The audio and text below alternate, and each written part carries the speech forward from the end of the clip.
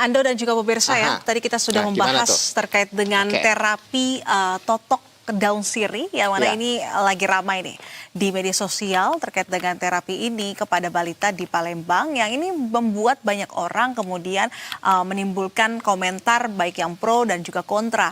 Ada yang bilang ini tradisional dan biasa aja, tapi ada juga yang khawatir soal keamanannya. Apalagi yang menjadi perhatian ini adalah anaknya terlihat menangis pada saat diterapi. Nah, itu dia. Ini dia, Nisrina. Yang menarik karena di Indonesia sendiri pengobatan tradisional ini memang sudah turun-temurun begitu ya.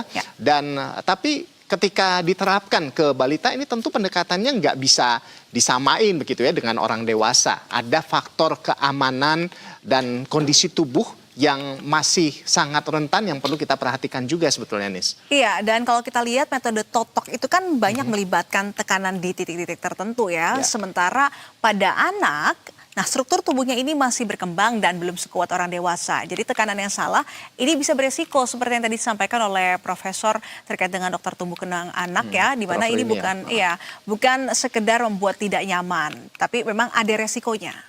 Udah gitu belum lagi ini terkait dengan penggunaan daun sirih yang memang dikenal punya manfaat antiseptik sebetulnya. Tapi memang ini tetap harus dilihat begitu ya. Apakah memang ini beneran aman begitu ya.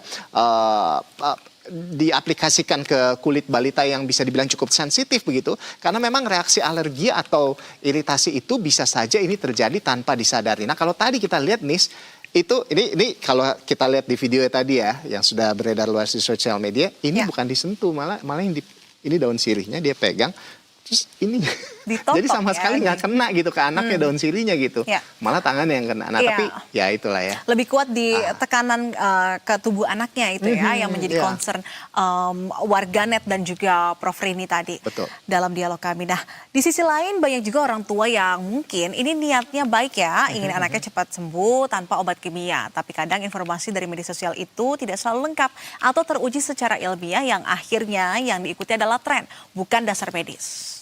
Nah, iya. Nah, makanya para tenaga medis ini mengingatkan setiap kita bahwa terutama para orang tua gitu bahwa setiap tindakan pada bayi ini harus berbasis keamanan dan bukti begitu ya.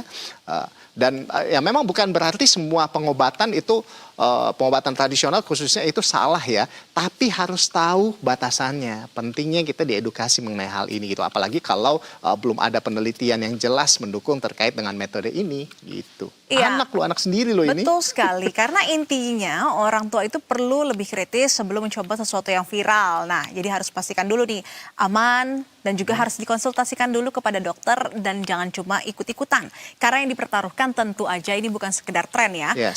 Tapi adalah kesehatan anak. Betul sekali. Jadi memang di tengah maraknya informasi dan tren seperti ini, penting banget dari setiap orang tua untuk tetap mengedepankan keselamatan anak di atas segalanya. Sekali lagi edukasi dan konsultasi medis ini sebetulnya jadi kunci utama ya supaya tidak salah langkah.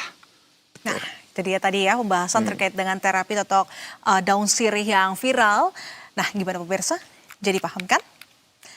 Dan beragam informasi menarik lainnya akan kami hadirkan usai jeda, tetaplah di Berita Satu Siang.